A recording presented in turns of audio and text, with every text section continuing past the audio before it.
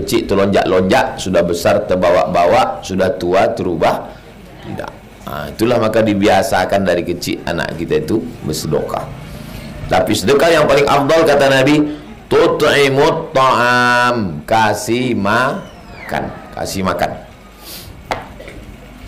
Makanya saya bilang, kita tak banyak duit untuk ngasih makan enak. Pagi belikan aja lontong.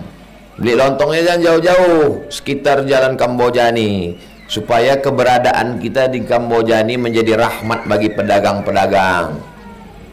Kasih, belikan lontong 20 bungkus, 30 bungkus, datang tamu kasih. Siang gitu juga kasih makan.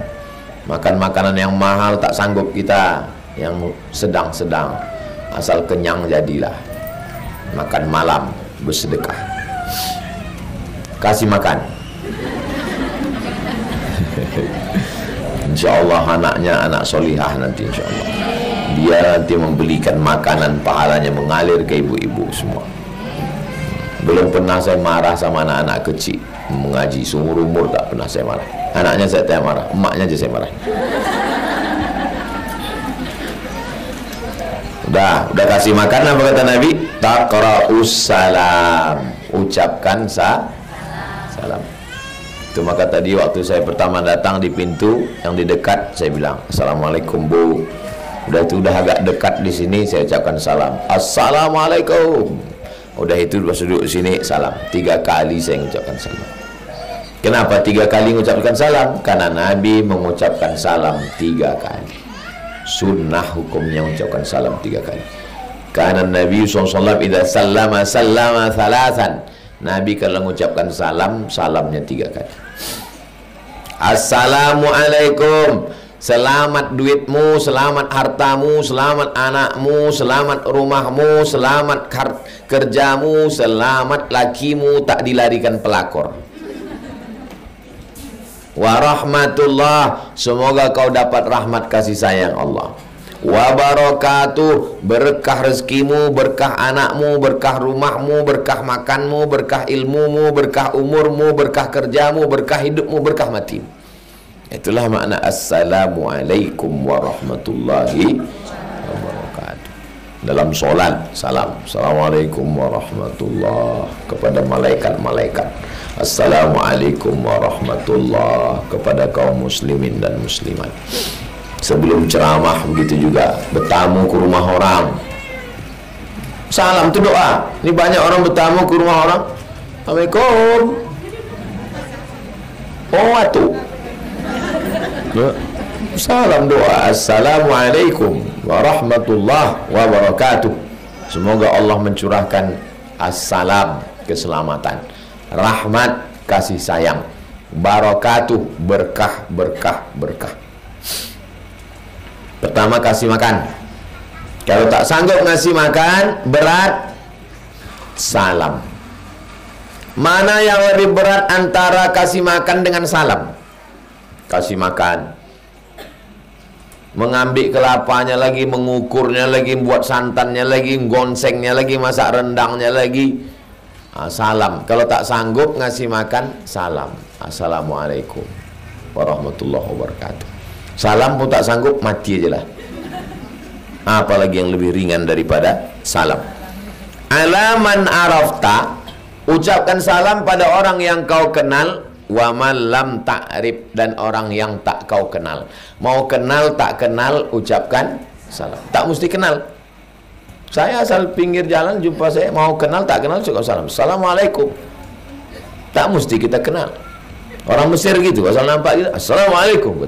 Orang kita enggak. Kalau tak kenal, diam. Kalau kenal, diam juga.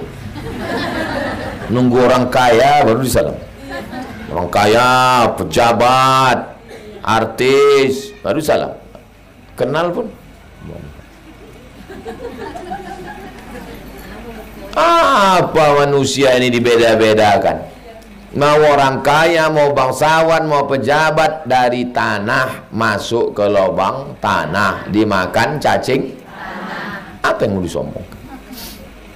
Rupanya ke orang kaya, kita masuk ke lubang tanah, kata cacing, ini tak usah gigit, ini orang kaya nih, kata itu. Rupanya kalau mati pejabat-pejabat, bupati, wali kota, gubernur, kades, kadus, RT, RW, lurah, presiden, kalau mati apa kata cacing? Makin sedap cacing. Ini sedap nih, dagingnya lembut nih kata cacing. Jangan nilai orang dari status sosial, karena kita tak tahu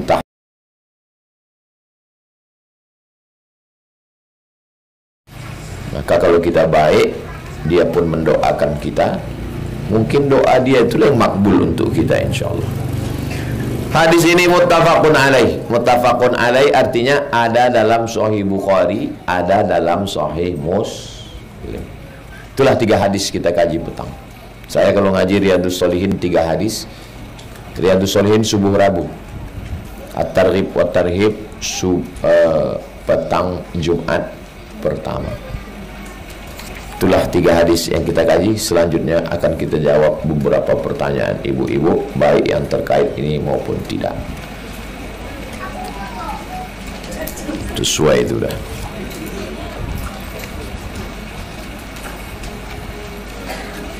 Baik, kita jawab pertanyaan-pertanyaan ini. Bagaimana kalau suami melarang istrinya mengaji?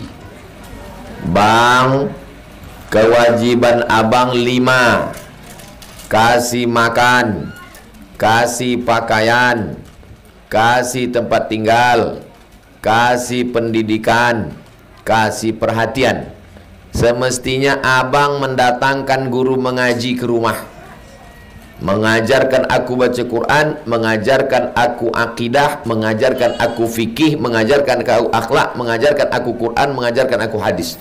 Tapi karena kau tak sanggup mendatangkan Ustadz Somad membuat pengajian di TK Az-Zahra, Ustadz Dr. Hanafi, Ustadz Zul Ikrami, Ustadz Al-Nob Dinar, Ustadz Abdul Somad, izinkan aku mau pergi pengajian. Hai suami-suami, kalian akan diminta tanggung jawab di hadapan Allah Subhanahu wa taala. Izinkan bini kalian mengaji. Jangan takut bini kalian bercampur sama laki-laki, karena di majelis ini yang laki-laki cuman saya saja. Tak ada bercampur di sini sama laki-laki. Jadi suami-suami yang tak mengasihi bininya mengaji itu mesti kita kasih tahu. Potongkan video ini nanti, kirimkan ke grup laki-laki melarang bini mengaji. Sedangkan mengaji adalah kewajiban setiap muslim. Macam mana ibu tahu cara wuduk kalau tak ngaji? Macam mana tahu cara membaca Quran, idgham, ikhfa, gunnah, qalqalah kalau tak ngaji? Macam mana ibu tahu cara solat kalau tak mengaji? Maka mengaji hukumnya wajib, karena beramal wajib. Solat hukumnya wajib. Tak sah solat kalau tak berwudu. Maka kalau begitu berwudu hukumnya wajib. Airnya dalam sumur, kalau tak ada timba, air tak dapat, maka membeli timba itu wajib. Sumurnya dalam, kalau tak pakai tali tak bisa air, maka membeli tali hukumnya wajib. Nanti kalau ditanya orang apa hukum mengaji, tak sah solat kalau tak berilmu, maka mengaji hukumnya wajib. S1 fikih, S2 fikih, S3 fikih. Itulah dia Ustadz Zul Ikrami, dosen pasca sarjana. Bukan Ustadz ecek-ecek yang saya bawa kemarin ini. Imam besar Masjid Agung An-Nur. Bisa Ustadz Zul Ikrami ngajar ke Ma'an Azhar? Siap bang, adik kelas saya. Ustadz Hanafi, doktor. Ustadz Al-Nob Dinar, ketua Yayasan Tabung Wakaf Umat. Siap komandan. Datang mereka kemarin. Tiga-tiganya alumni Al-Azhar Kairo, Mesir. Ibu tinggal datang, duduk, ngaji. Datang, duduk, diam. Bercakap-cakap sikit, tak apa-apalah, tanya kawan.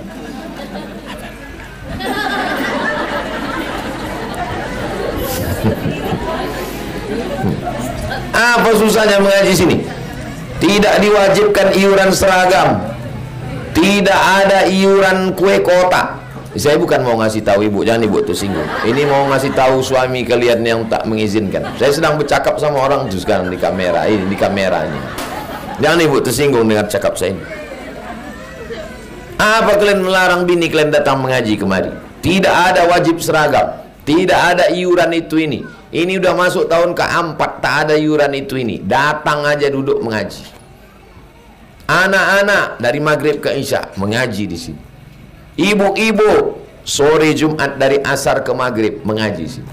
Bapak-bapak semua, ibu campur semua habis subuh Rabu. Apalagi kurang. Supaya apa? Supaya apalah guna Ustaz Abdul Somad tinggal di situ, bukan ada pengajian, jumpanya pun payah. Jangan sampai orang bercakap begitu. Apa guna dia tinggal di jalan Kamboja itu? Bukan pernah nampak mukanya. Kau yang tak pernah datang. Betul? Betul kata ibu-ibu ni.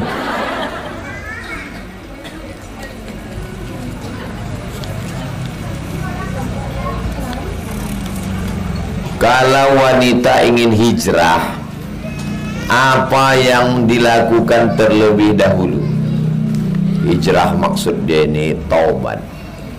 Itu maksudnya. Bukan hijrah pindah dari Rimbo Panjang. Pak Ustaz, aku mau hijrah. Kemana kau mau pindah? Maksudnya hijrah pindah meninggalkan yang diharamkan Allah Subhanahu wa taala. Apa langkah pertamanya? Langkah pertama menyesal dalam hati. Aku menyesal dulu tak bertudung. Aku menyesal dulu suka ngerumpi gosip. Aku menyesal dulu rambutku kucet 3 warna. Aku menyesal dulu bertato. Aku menyesal dulu pakai sabu narkoba ngisap ganja. Aku menyesal dulu memakaikan susu. Aku menyesal lakiku ku kasih tai hidung biar supaya dia patuh sama aku. Aku menyesal kudukunkan mertuaku. Menyesal dulu. Setelah menyesal dalam hati, istighfar di lisan. Istighfar. Astaghfirullahaladzim, astaghfirullahaladzim, astaghfirullahaladzim, astaghfirullahaladzim. Dihitung 100 kali. Astaghfirullahaladzim, astaghfirullahaladzim, astaghfirullahaladzim, astaghfirullah. Pelan. Saya heran menengok orang bisa istighfar cepat-cepat. Apa yang lo? Astaghfirullahaladzim, astaghfirullahaladzim, astaghfirullahaladzim. Istighfar. Habis istighfar, solat sunat taubat. Usolli sunnat taubat. Katanya mandi taubat Pak Ustaz. Bagus, niat mandi taubat. Aku niat mandi taubat lillahi ta'ala. Di mana mandi taubat Pak Ustaz? Di kamar mandi lah. Di kolam renang Pak Ustaz, bagus. Di kolam ikan jangan. Dipancing bapak-bapak itu nanti disangkanya ikan duyung. Pertama menyesal, kedua istighfar, ketiga mandi taubat, solat sunat taubat, habis itu meninggalkan semua yang haram-haram. Mudah-mudahan ibu-ibu semua sudah meninggalkan yang haram-haram, insyaallah. Amin ya rabbal alamin.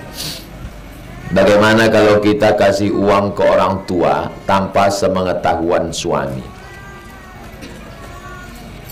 Kalau dapat ibu menantu yang baik, belum lagi alunta kilek ala takalam, belum lagi nampak di mata budah tekalam. Apa kata dia? Dek, kirimkan transfer bulan ini untuk ayah ibu kita ya. Itulah kalau dapat suami yang soleh, yang baik. Karena mak ibu sama bapak ibu itu mak dia juga. Kalau mak dia jelas mengandung dia 9 bulan 10 hari. Tapi ibu kan bukan mak dia, tapi ibu mau mengasihi anak gadis ibu ke dia. Lebih hebat mak dia atau ibu? Lebih hebat ibu lah. Emak dia memanglah mak kandung dia, tapi ibu kan emak mertua dia. Mau pula mengasihi anaknya ke dia. Dikandung, disusukan, disekolahkan, dikasih baju, dikasih duit, udah besar kasih ke orang. Itu kan luar biasa itu. Jadi sebetulnya laki-laki itu yang mengasihi. Tapi kalau perempuan mengambil duit belanja diam-diam dikasihkannya ke ayahnya, ke emaknya, itu pencuri namanya. Mencuri. Tapi kalau ibu punya pekerjaan, ibu ASN, ibu pegawai, ibu punya kebun, punya kos-kosan, duit ibu yang ibu kasih, maka suami tidak ada hak, karena itu milik ibu. Harta ibu atau harta dia. Kalau harta dia ibu mesti izin. Tapi kalau harta ibu, ibu boleh kasih karena itu bukan milik dia. Jelas? Jelas atau tak jelas? Jelas. Ketika seorang meninggal, apakah otomatis dia bertemu dengan saudara keluarga yang sudah meninggal terlebih dulu? Man zalladzi yashfa'u indahu illa, siapa yang bisa menolong kecuali dengan izin Allah. Mana dalil bahwa saya kalau meninggal jumpa saya dengan emak saya? Ayat Quran, alhaqna bihim dzurriyyatahum, aku akan pertemukan mereka dengan keluarga mereka. Almar'u ma'aman ahab, orang akan bersama dengan siapa yang dia cintai. Jadi tidak ada jaminan kalau mati otomatis ketemu, enggak. Tapi kalau izin Allah tak mustahil berjumpa. Innama amruhu iza arada syai'an ayyakula lahu kun fayakun. Mudah-mudahan kalau mati kita jumpa kita dengan orang-orang yang kita rindu dan kita sayang, insyaallah.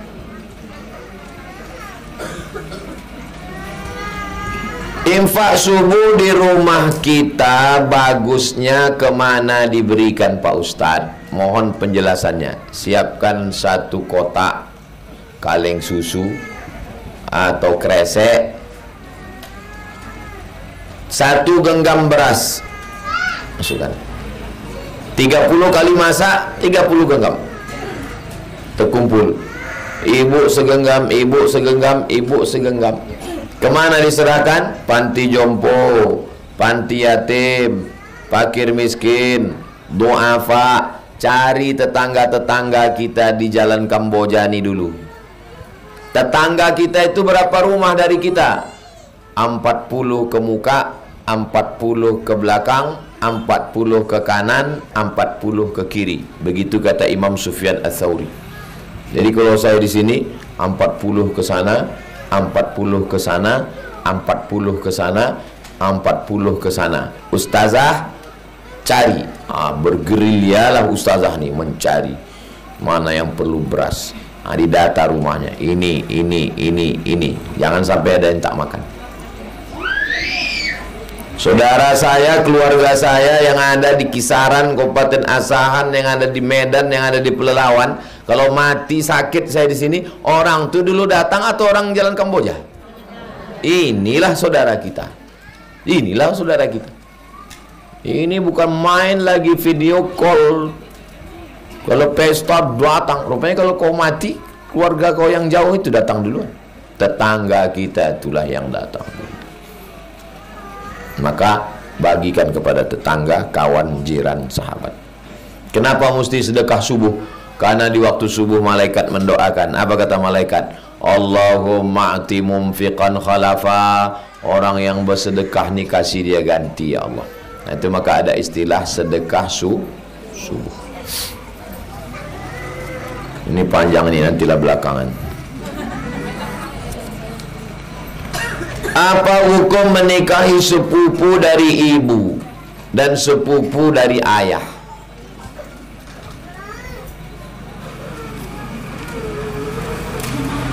Di Jawa biasa orang menikah dengan sepupu. Ini ayahnya, ini ayahnya, adik-beradik, anaknya nikah di pondok Lirboyo. Anak Pak Kiai dengan anak Pak Kiai nikah biasa. Di tempat kita pantang, semarga, sesuku, sekampung tak boleh nikah. Kalau adat, tapi kalau agama boleh. Assalamualaikum Pak Ustaz. Waalaikumsalam. Katanya nikah sekampung tak boleh Pak Ustaz. Ya tak boleh, banyak kali. Sekampung pula nikahinya.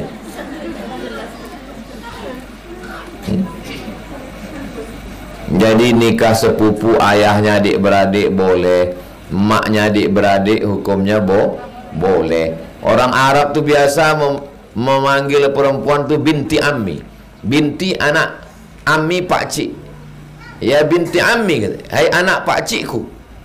Maksudnya anak pakcik sepupu lah itu. Kenapa mereka biasa menikahi sepupu? Saya dulu tak paham, kenapa lah orang ni suruh nikah sepupu. Sekarang baru saya paham. Anak saya kan laki-laki dua-dua. Anak pertama Mizian Haziq Abdillah, anak kedua Sami Ahmad Mesbahi Ibadillah. Tak ada anak perempuan. Jadi saya mau mereka ni menikah dengan perempuan yang saya kenal dengan baik. Yang dikenal baik itu keluarga. Kalau nikah dia dengan orang lain takut kita. Ya kalau dia baik, oh diracunnya aku nanti. Ya ada ketakutan kita. Baru saya paham. Oh patutlah orang dulu suka menikahkan anak dengan keluarga karena sudah kenal dengan baik. Dua kali kita dipandangnya. Pertama dipandangnya kita sebagai mertua, kedua dipandangnya kita sebagai keluarga. Andai aku tak nikah pun anak dengan anak kau pak, kau tetap keluarga aku. Kan indah itu. Kalau cuma menantu satu saja hubungannya. Ya, itulah kenapa banyak orang menikahkan anaknya dengan sepupu dan lain sebagainya. Jadi kalau ada ibu rencana mau menikahkan anak sama sepupu, nikahkanlah, bagus. Tapi jangan tak bisa dipaksa. Jangan dipaksa, kasihan, menderita dia seumur hidup.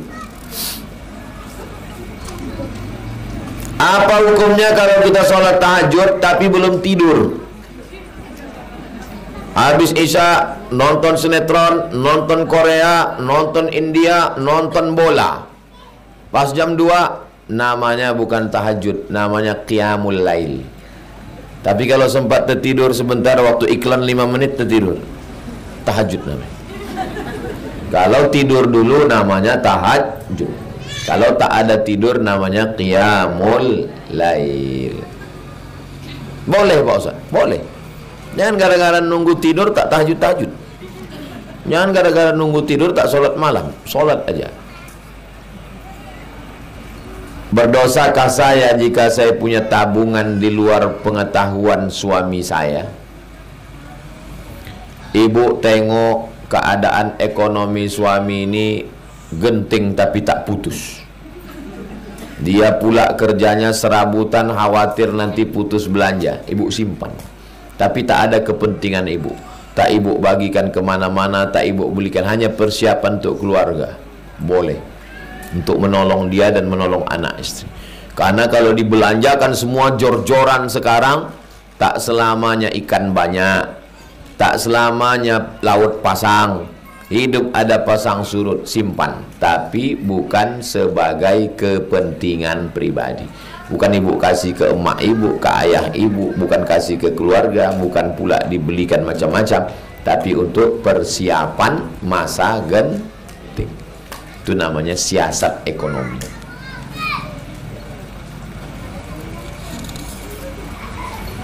Bagaimana caranya agar kedua orang tua saya bisa rajin sholat? Dibawa menengok orang sakit.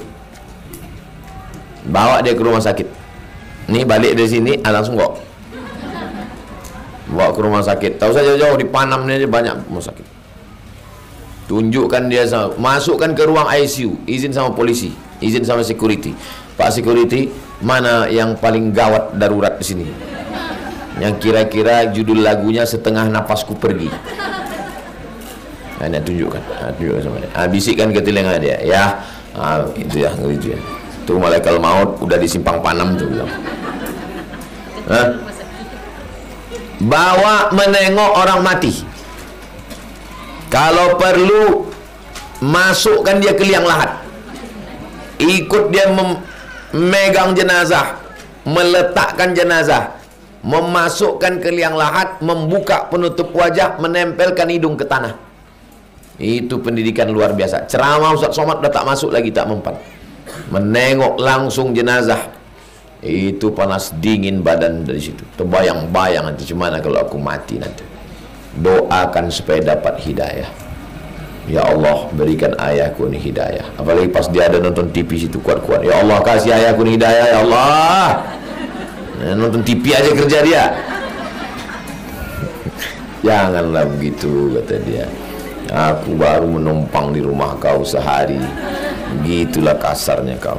Kau kusekolahkan sampai 25 tahun. Tak pernah aku cakap kasar ke kau, kata dia. Kan menyentuh hati kita dibuat. Kalau sedang sholat terus keluar angin, hukumnya batal. Kalau sedang sholat anginnya kecil, ditahan, makruh. Ditahannya angin sampai biru mukanya menahan angin, makruh hukumnya. Menahan angin itu hukumnya makruh. Kalau dilepaskannya, sholatnya batal, pergi dia berwudu, wudu lagi. Menurut Ustadz, bagus kami tahan atau kami lepaskan? Tergantung anginnya. Kalau puting beliung jangan ditahan, mau naik dia ke utak. Kalau rasa-rasanya udah keluar, rasa-rasa tidak, rasa-rasa kentut, rasa-rasa tidak, cemana? Batalkah sholat? Tidak batal sholat hatta tasma'a sautan au tajida rihan, sampai kau dengar bau dan kau cium, sampai kau dengar suara. Terdengar suara baru batal, atau tak dengar suara tapi tercium bau. Karena ada yang tak bersuara tapi berbau luar biasa. Jelas?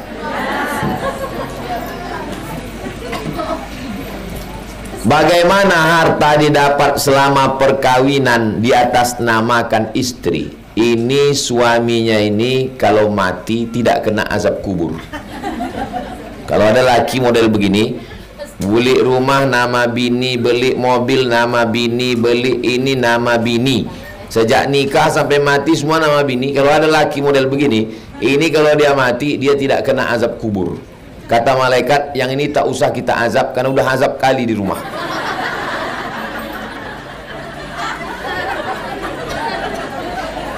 Sampai-sampai hewan kurban pun atas nama bini. Berikut ini penyembelihan hewan kurban.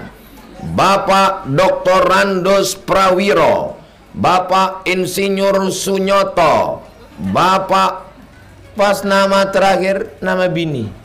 Ditanya kawan-kawannya yang 6 orang, kok kenapa bini? Aku takut. Tapi kau pemberani, tukang sembelih kurban. Aku memang berani, tapi biniku lebih berani lagi.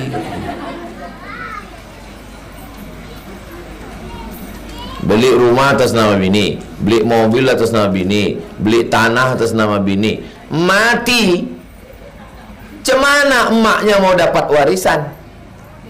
Cemana ayahnya mau dapat warisan? Semua dipegang bini. 4 bulan 10 hari cuman bini itu sendiri. Habis itu dipinang brownies, berondong manis. Siapa yang menikmati harta itu? Habis diambil brownies itu. Ibu, kalau saya menjelaskan ini, ibu jangan tersinggung. Saya tidak memposisikan ibu sebagai bini. Saya memposisikan ibu sebagai seorang ibu dari anak laki-laki. Ibu kan punya anak laki-laki. Nanti anak laki-laki ibu menikah, menantu ibu asal beli nama dia, asal nama dia. Bahaya itu, Bu. Jelas? Nah, jadi jangan ibu posisi ini ustaz ini nyindir aku, enggak. Saya tidak melihat ibu sebagai seorang istri bapak. Saya melihat ibu sebagai seorang ibu dari anak laki-laki, ibu.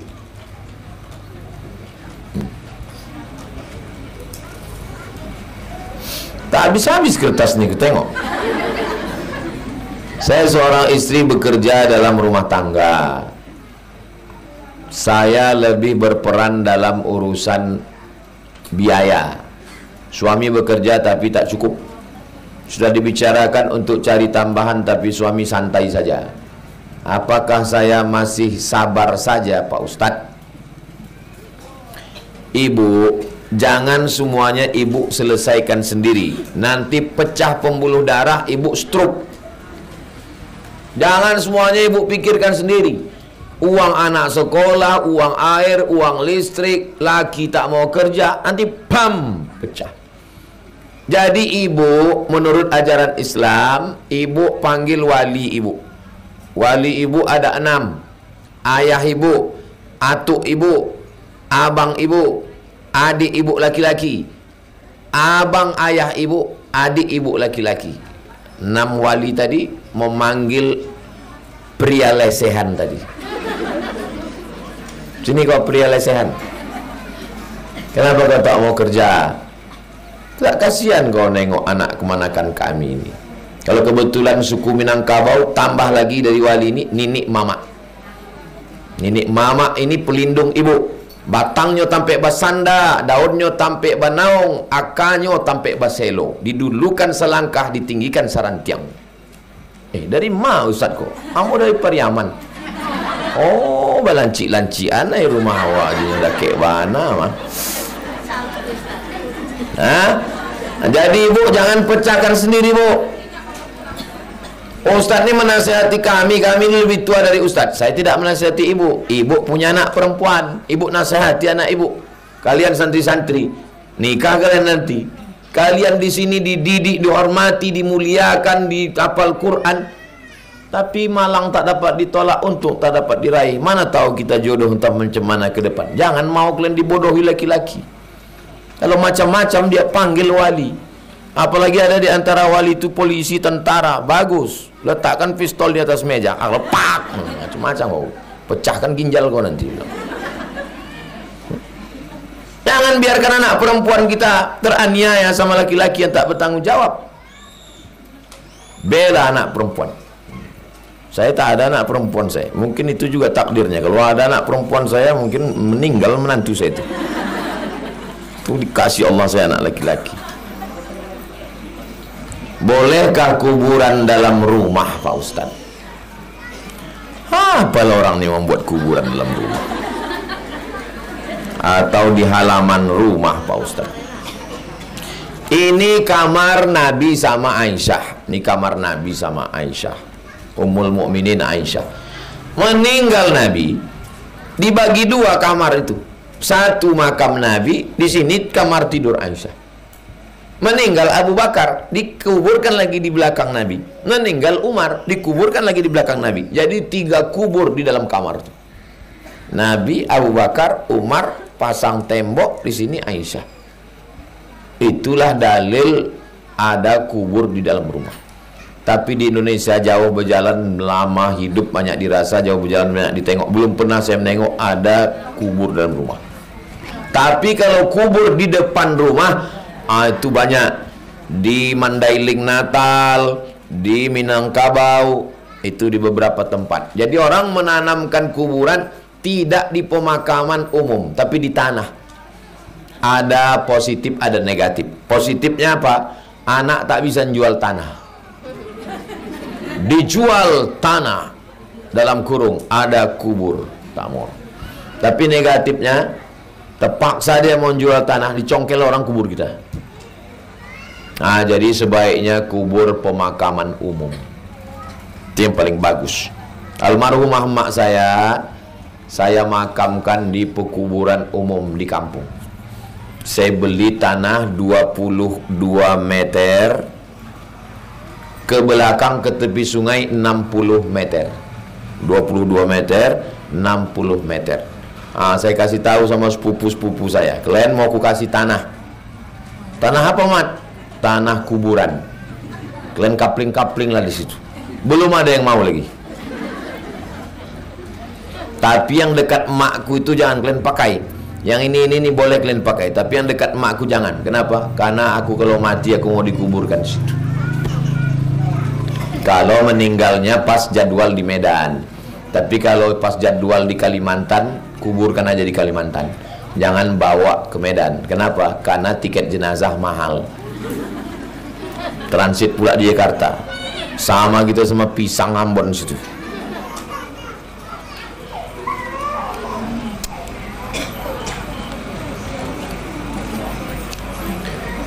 Saya minta tolong Ustaz, anak saya selesai kuliah, belum mengajar. Bisa anak saya mengajar di sini, Pak Ustaz? Masukkan lamaran ke Ustazah Nisa. Nanti ada jadwal penerimaan, ada tes seleksi. Saya tak ikut-ikutan. Semua saya serahkan ke ustazah. Mereka yang buat penerimaan, mereka yang menyeleksi, mereka yang meluluskan. Itu Ustazah Anissa.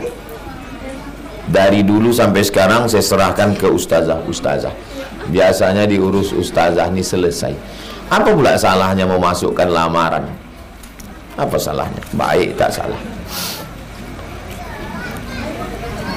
Apakah benar jika dalam suatu rumah yang tidak sholat, rumah itu tidak diberkahi, dicabut Allah rahmat dari rumah itu? Makanya suami nyuruh sholat, suami tak sholat, wali dipanggil untuk nyuruh dia sholat. Jangan sampai dicabut Allah rahmat dan barokah dari rumah itu. Mengenai berobat pakai kunyit, apakah itu termasuk syirik, Pak Ustadz?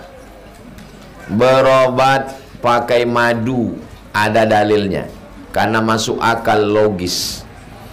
Berobat pakai kunyit ada dalilnya. Kunyit itu diparut, habis itu diperas, setengah gelas air kunyit, setengah gelas madu, diminum 7 malam untuk obat penyakit asam lambung.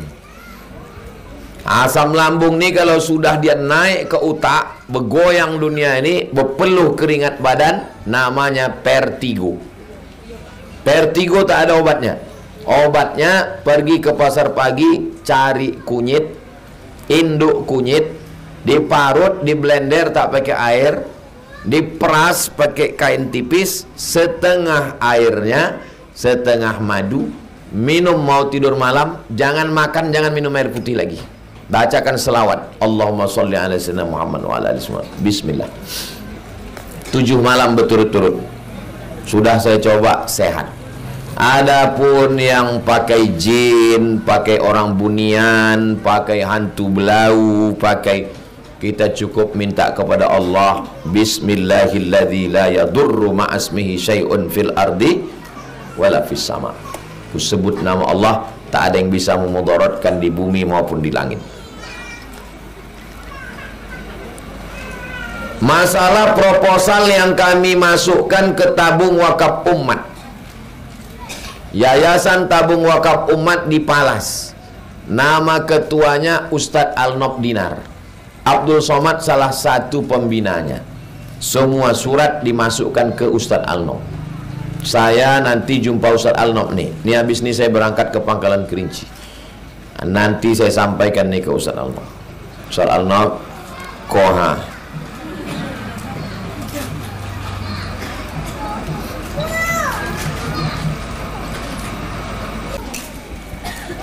Kita lanjutkan hadis nomor 284. Qala al-musannifu rahimahullah, Imam Al-Hafiz Al-Munziri berkata, bihi wa ilaihi, dengan sanadnya dari sahabat, dari yang meriwayatkan Amr ibnu Shu'aib, dari bapaknya namanya Shu'aib, an jaddihi, dari kakeknya, anin Nabi sallallahu alaihi wasallam, dari Nabi Muhammad sallallahu alaihi wasallam. Qala, dia berkata, idza tasaddaqatil mar'atu, kalau perempuan bersedekah. Nah, ini tentang ibu-ibu ini. Kalau perempuan bersedekah min baiti zaujiha, dari rumah suaminya. Loh, kok perempuan bersedekah dari rumah suaminya? Ibu menikah dengan laki-laki, lalu kemudian suami ibu itu punya rumah. Rumah itu rumah ibu apa rumah dia?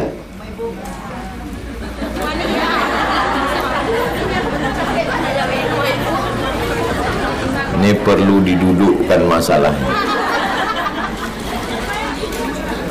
Apakah kalau ibu menikah lalu otomatis harta suami itu menjadi harta ibu? Tidak. Kalau ibu menikah, suami ibu punya mobil, punya rumah, punya kebun, itu punya dia. Yang punya ibu adalah nafkah. Ibu menikah sama laki-laki.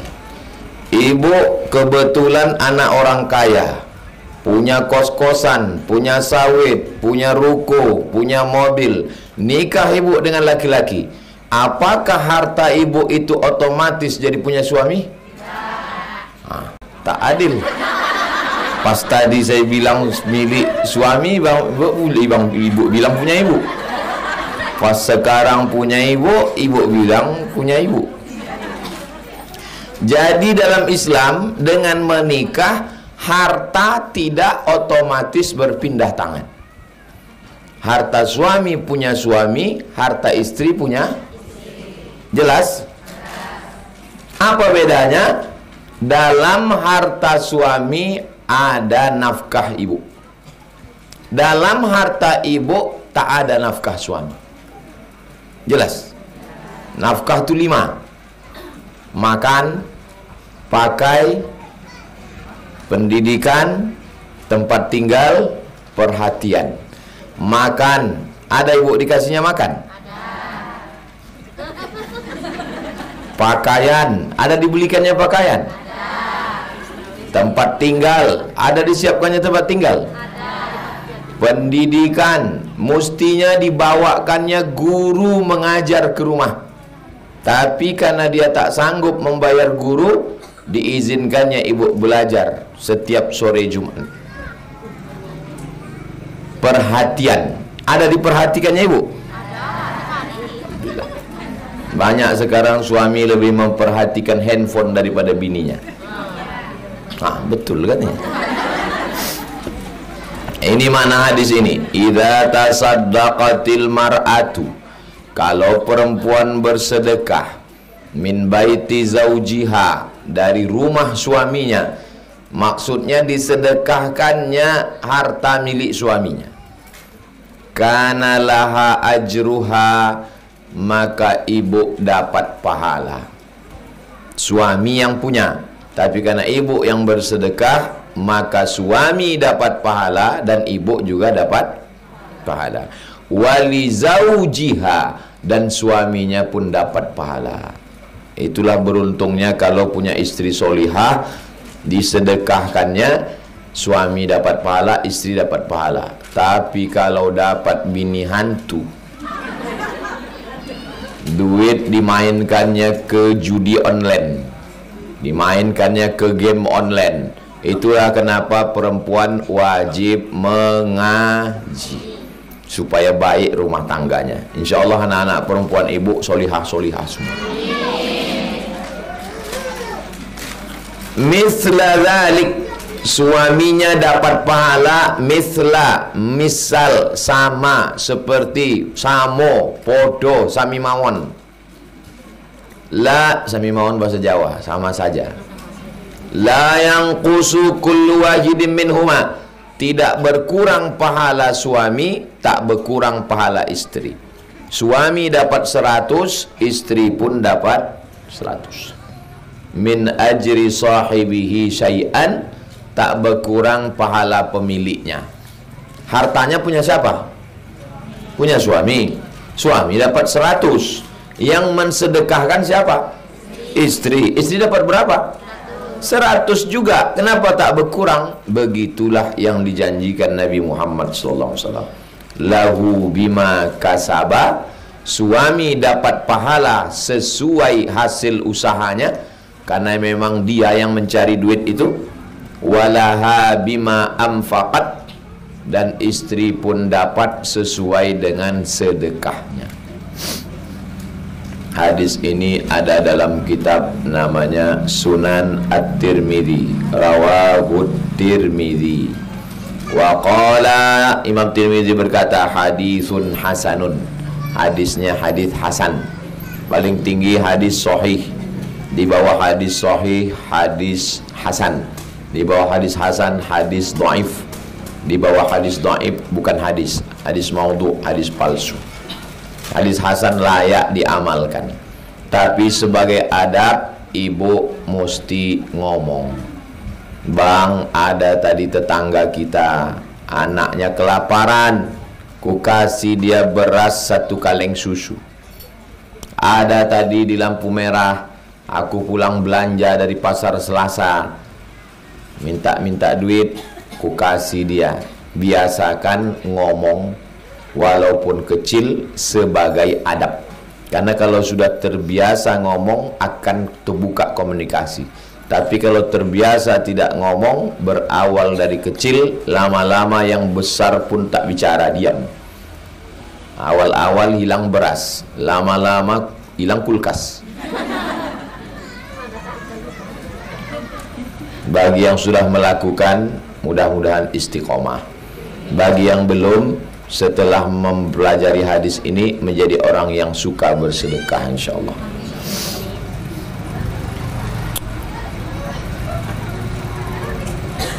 Hadis 285.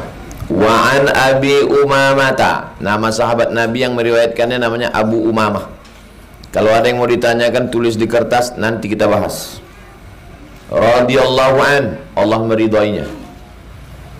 Hidupkan lampu. Sami'tu Rasulullah SAW, saya mendengar Nabi bersabda, yaqulu, Nabi berkata, fi khutbatihi, dalam khutbah ama hajjatil wada. Haji Nabi itu namanya haji wada. Wada artinya goodbye, selamat tinggal. Karena habis haji itu bulan Zulhijjah, Muharram, Safar, Rabiul Awal Nabi meninggal. Muharram 30 hari, Safar 30 hari, Rabiul Awal 12 hari. Lebih kurang 80 hari setelah haji itu Nabi meninggal. Maka disebut dengan haji wada. Haji kok ada khutbahnya Pak Ustadz? Haji itu di Padang Arafah tanggal 9. Khutbah dulu, baru sholat zuhur. Tergelincir matahari, khutbah. Kemarin di kemah kami, saya sebetulnya tak mau ceramah, tak mau khutbah. Saya mau jadi jamaah haji biasa. Diminta orang tu pula khutbah. Jadi tolak, janganlah. Iyalah, jangan, capek. Iyalah, saya bilang. Khutbah dulu, habis khutbah baru sholat zuhurnya 2 rakaat, sholat asarnya 2 rakaat, jamak takdim. Mudah-mudahan murah rezeki, panjang umur, bisa kita berhaji ke Baitullah. Jadi pada waktu haji wada itu, apa kata Nabi? La tunfiqum ra'atun, kalau ada perempuan yang bersedekah, syai'an, walaupun sikit, min baiti zaujiha, dari rumahnya, la tunfiqu, jangan dia bersedekah walaupun sedikit, illa bi izni zaujiha, kecuali dengan izin suaminya. Tadi waktu hadis yang pertama tadi ada tak cerita tentang izin? Tak ada. Itulah kenapa tak bisa mengambil hukum dari satu jangan mengambil hukum dari satu hadis. Makanya kalau dengar satu hadis, tanya dulu, Ustadz, masalah ini ada tak hadis lain sebagai penyeimbang? Hadis yang pertama tadi sedekah, dia sedekah. Baru datang hadis kedua, la tunfiqu, jangan bersedekah, illa bi izni zaujiha, kecuali atas izin suaminya. Mudah-mudahan suami ibu semuanya dermawan, baik-baik. Qila, lalu ada orang yang bertanya, ya Rasulullah, ya, walat ta'am, bagaimana dengan sedekah ta'am? Ta'am itu artinya makanan.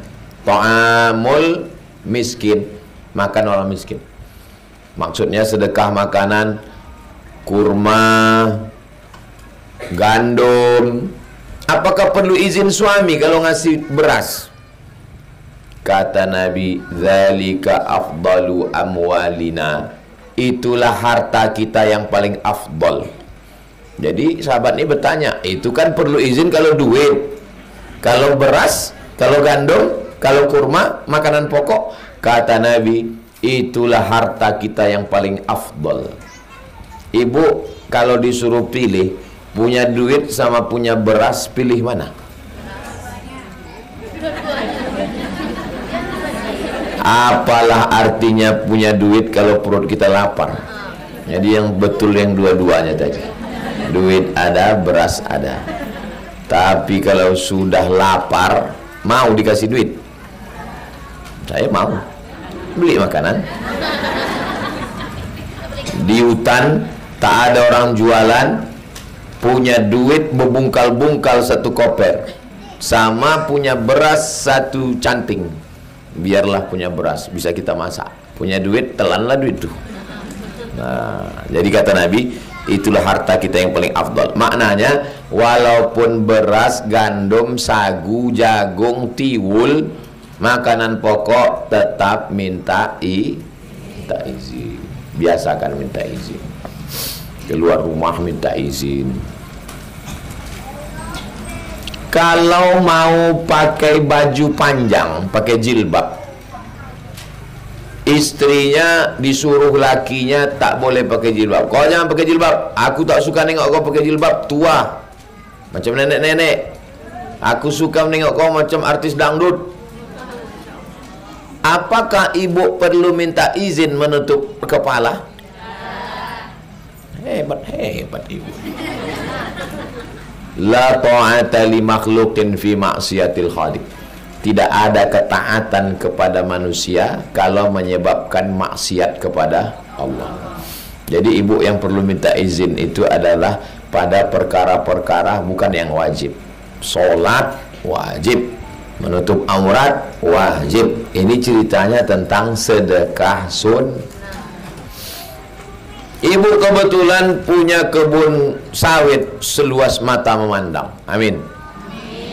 Pas ibu mau bayar zakat, perlu ibu minta izin ke suami? Enggak. Ibu bayar zakat. Pas ditanyanya, kenapa kau bayar zakat itu? Lah, kebun-kebun aku, duit-duit aku, apa urusan kau? Kau pun fakir miskin.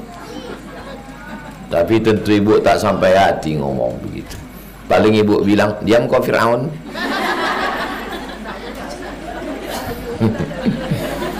Jadi laki-laki ini pun perlu sadar diri dia.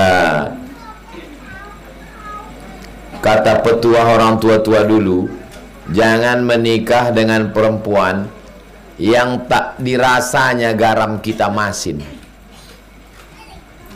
Ibu punya anak laki-laki, ibu nasihati dia, kau kalau nikah sama perempuan, jangan sampai kau nikah sama dia tak terasanya garam kau masin. Saking banyaknya air laut dia. Dikasih belanja 1 juta, tak dipandangnya. Kenapa? Karena dia anak orang.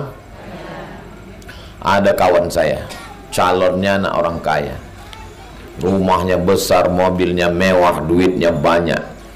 Tak jadi nikah. Saya tanya, kenapa kau tak jadi nikah? Takut aku pendek umurku bang. Hah? Apa hubungan anak orang kaya dengan umur pendek? Nanti kalau mereka ngobrol di meja makan, cerita bisnis, cerita duit, cerita mobil, aku apa yang mau kuceritakan? Sehari 2 hari lama-lama kumat jantungku, mati aku. Jadi ternyata tak semua laki-laki itu matri, tapi kebanyakan perempuan. Tengok-tengok perempuannya juga. Mudah-mudahan anak ibu yang laki-laki punya jodoh istri yang baik-baik, solihah-solihah. Jangan ibu jodohkan dia sama anak orang kaya karena ibu tengok hartanya banyak, menderita nanti dia. Biarkanlah dia menikah dengan orang yang dia sukai, dia cintai. Yang penting taat baik agamanya, dihormatinya anak ibu, dijadikannya sebagai kepala rumah tangga, panglima di dalam rumah. Jangan sampai mentang-mentang dia anak orang kaya, disuruhnya anak ibu ngepel. Bang, aku mau pergi arisan, tolong kopel lantai, cuci mobil, rawat anak, ganti pampers. Dah abang, kata dia. Neraka jahanam untuk kau mak lampir, bilang. Hari ini ibu boleh senyum-senyum, tapi nanti anak ibu lajang, pasti ibu akan berpikir mencari mertua dia. Rawahu Tirmidzi. Hadis ini juga diriwayatkan Imam At-Tirmidzi.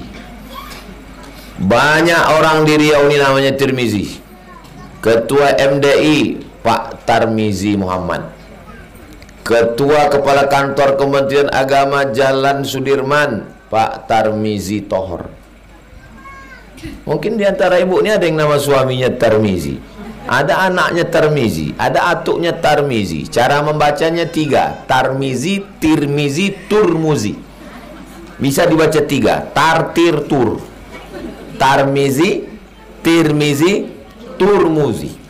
Sama dengan Basri, Hasan Basri, Hasan Bisri, Hasan Busri. Bas, bis, bus. Ketiga-tiganya benar. Basri artinya orang Basrah. Basrah satu kota di Irak, bukan Kuansing. Tirmizi orang Termes. Termes kota perbatasan Uzbekistan dengan Afghanistan. Ini Uzbekistan, ini Afghanistan. Perbatasan tuh ada satu kota namanya Termes. Itulah dia kampung Imam Tirmizi. Orang Makkah, Makki. Orang Basrah, Basri. Orang Madinah, Madani. Orang Termes, Tirmizi. Orang Bukhara, Bukhari. Orang Kampar, Kampari. Syekh Abdul Ghani Al-Kampari dari Batu Basure, ulama besar Kampar. Minangkabau, Mingkabawi. Namanya Syekh Ahmad Khatib Al-Mingkabawi, Imam Masjidil Haram. Meninggal tahun 1916. Catat itu. Nggak boleh mengangu-ngangu santri. Syekh Ahmad Khatib Al-Mingkabawi, meninggal 1916. Punya murid namanya Syekh Sulaiman Ar-Rasuli, membuat pondok pesantren di Candung. Itulah dia Inyak Canduang. Sekarang nama Masjid Raya Sumatera Barat yang di Kota Padang itu namanya sudah berubah menjadi Masjid Syekh Ahmad Khatib Al-Mingkabawi. Mingkabawi artinya Minangkabau. Al-Rimbo Panjangi, Rimbo panjang. Jadi ujung itu artinya itu nama menunjukkan asal daerah orang. Siapa namanya? Tirmizi. Berarti dia berasal dari Termes, perbatasan kota antara Afghanistan dengan Uzbekistan. Panjang umur saya diajak orang mau ke Uzbekistan. Semalam datang ke rumah kayu. Dulu tamu-tamu yang datang disambut di rumah Oma. Sekarang santri sudah pindah semua ke asrama baru. Santrinya pindah, dapurnya ikut pindah. Kalau disambut tamu di sana jauh teh manis, susah bawa. Dipindah ke rumah kayu. Itu maka tamu datang ke situ mudah minum teh manis. Tamu yang datang dikasih teh manis, pahalanya mengalir untuk Oma almarhumah Hajah Rohana. Hitung sedekah makanan. Kalau kebetulan datang pas siang, kasih makan siang. Pas kebetulan datang jam malam, kasih makan malam. Kalau kebetulan datang pagi Rabu, dikasih lontong sayur katupe gulai paku. Niatnya, pahalanya sampai untuk almarhumah. Begitu jugalah anak-anak ibu nanti insyaallah. Datang tamu dikasihnya makan, dihadiahkannya pahala untuk ibu-ibu karena mengenang ibu sudah melahirkan, membesarkan. Kebahagiaan ibu bukan karena rumahnya besar, kebahagiaan ibu bukan gelangnya besar, kebahagiaan ibu bukan cincinnya besar, kebahagiaan ibu adalah punya anak yang soleh dan solehah. Berikutnya hadis 286. An Abdullah bin Umar, an Abdullah bin Amr. Abdullah anak Amr bin As. Anna rajulan, ada seorang laki-laki, tadi perempuan, sekarang laki-laki. Sa'ala Rasulullah, bertanya kepada Nabi Muhammad sallallahu alaihi wasallam. Jadi jangan bayangkan Nabi Muhammad itu bercakap aja sampai tak ada orang berani bertanya ke dia. Dialog. Sahabat itu bertanya ke Nabi. Kan berarti mereka takut sama Nabi. Itu maka kita buka tanya jawab.